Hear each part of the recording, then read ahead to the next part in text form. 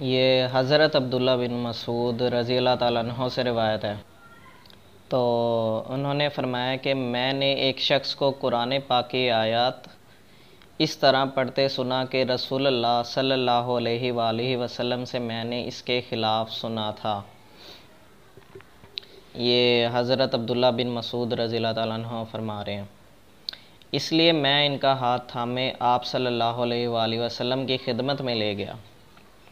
आप सल्लल्लाहु अलैहि वसल्लम ने मेरा एतराज़ सुनकर फरमाया कि तुम दोनों दुरुस्त हो।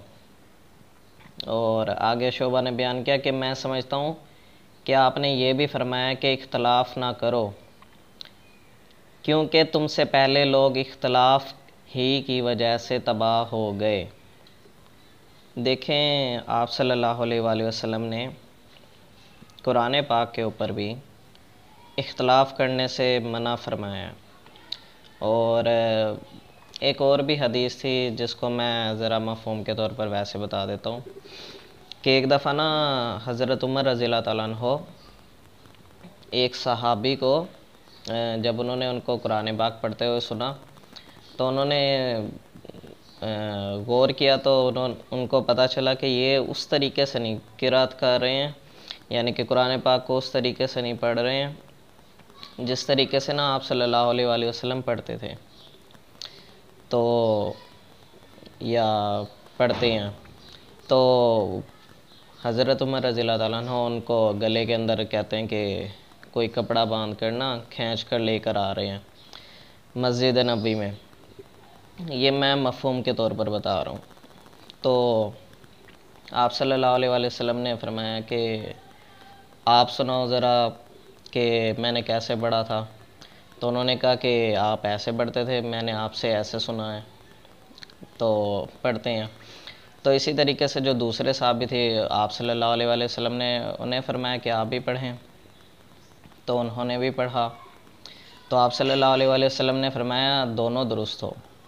और कुरान पाक आई थिंक 7 से 10 तरीके के एक्सेंट वगैरह में नाजिल हुआ है, यानी कि अलग तर्ज में, और इसमें से किसी भी तर्ज में पढ़ लो तो कुछ भी यानी कि उसका यानी कि वो नहीं है, गुनाह नहीं है।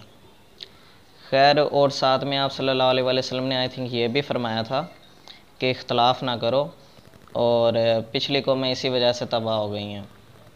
और मतलब ना आप सल्लल्लाहु अलैहि वसल्लम हदीसों क्या कहते हैं कुरान पाक जैसी मेन चीज़ के ऊपर भी आप सल्लल्लाहु अलैहि वसल्लम उम्मत को आप सल्लल्लाहु अलैहि वसल्लम उम्मत को इख्तलाफ से मना फरमा रहे हैं कुरान पाक से रिलेटेड चीज़ों में भी।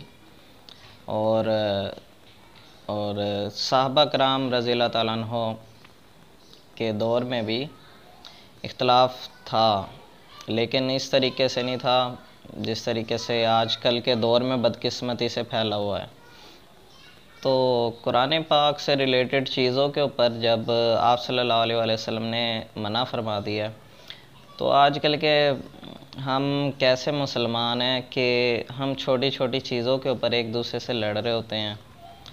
तो इस चीज़ से ज़रा ग्रेज करें, मतलब ना एक दूसरे को बुरा भला कहने की बजाय आप अपनी बात का इजहार जो है ना नरम लहजे से कीजिए। अगर उसको समझ आनी होगी तो वो समझ जाएगा। तो वैसे भी ना नरम लहजा जो होता है ना वो समझा देता है, और अगर आप सख्त लहजा इस्तेमाल करेंगे तो वो उसकी अना को जगा देगा। वो आपकी बात को कभी भी यानी कि समझ भी लेगा ना तो वो फिर उसकी अना आ जाएगी, ज़िद आ जाएगी। वो आपकी बात को जो है ना कभी भी नफ़रत करने लग जाएगा, मतलब आपसे। चलें, आपकी बात मान भी लेगा ना, आप अगर किसी पर सख्ती ज़रा ज़्यादा करेंगे ना तो उसको आपसे नफ़रत हो जाएगी। तो ये जो दीन का काम होता है ना, दीन ठूंसा नहीं जाता है, शुरू में प्यार से समझाया जाता है। और आप सल्लल्लाहु अलैहि वसल्लम का लहजा भी क्या था, नरम था। आप सल्लल्लाहु अलैहि वसल्लम रहमतुल लिल आलमीन है। अच्छा देखें, आप सल्लल्लाहु अलैहि वसल्लम गुस्सा जो थे बहुत कम किया करते थे। मतलब ज़्यादातर आप सल्लल्लाहु अलैहि वसल्लम नरम लहजे से, प्यार मोहब्बत से समझाते थे। हाँ, अगर अल्लाह के दीन की बात आ जाती थी तो गुस्सा आ जाता था, वरना हम छोटी चीज़ों में कोई मतलब गुस्से वाली चीज़ नहीं होती थी, या किसी के साथ जुल्म होता था तब गुस्सा होता था। तो मैं भी एक यही चीज़ कहना चाहूँगा कि हज़रत उमर रज़ियल्लाहु ताला अन्हु के नक्शे कदम की बजाय पहले हमारा फोकस होना चाहिए आप सल्लल्लाहु अलैहि वसल्लम के तरीके पर चलें। मतलब ये कि अब इस चीज़ को भी गलत ना लीजिएगा, मतलब हम सख्ती जो है ना अपनी ज़रा वो कम करें, और नरमी जो है अपने अंदर वो ज़रा ज़्यादा लाएं, ठीक है, क्योंकि नरम दिल इंसान अल्लाह ताला को ज़्यादा पसंद है। और हज़रत उमर रज़ियल्लाहु ताला अन्हु वैसे भी नरम मिजाज थे, लेकिन सख्ती उन जो थी वो किस चीज़ के लिए थी, वो अल्लाह की वजह से होती थी, लेकिन ज़रा ज़्यादा ही सख्त मिजाज थे।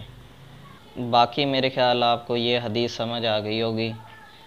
तो काइंडली एक दूसरे को बुरा भला कहने की बजाय, ये जो हम एक दूसरे को बुरा भला कहते हैं, एक दूसरे के मतलब हम थंबनेल भी लगा देते हैं, मतलब ये उलमा कराम इसको इस तरीके से बुरा भला कहते हैं, तो हम एक दूसरे को बुरा भला कहते हैं। गीबत ना किया करें, हसद ना किया करें, समझाया करें बस। और इंशाल्लाह आप लोगों को इस प्लेटफॉर्म से कभी भी फ़िरका वारियत और इससे रिलेटेड कोई कंटेंट नहीं मिलेगा। और इंशाल्लाह ये जिस तरीके से गीबत, ये थंबनेल वगैरह लगाना, ये हमारा काम नहीं है। इल्लामा इकबाल रहमतुल्लाह अलैह का एक मैं बता देता हूँ जवाब शिकवा में। मनफ़ियत एक है इस कौम की, नुकसान भी एक।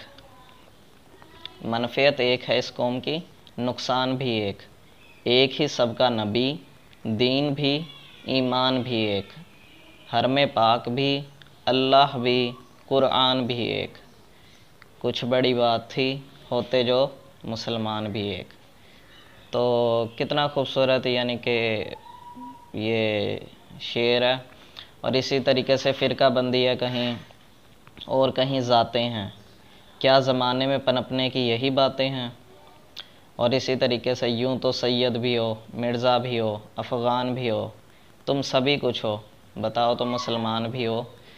तो एक दूसरे के साथ सही तरीके से रहें। हमारे जो असल जो मेन दुश्मन है इस्लाम के दुश्मन, उन पर ज़रा फोकस करें। आपस में ये लड़ने का कोई फ़ायदा नहीं होगा। 1400 साल हो गए, कुछ भी नहीं होगा। ओके, अल्लाह हाफिज़।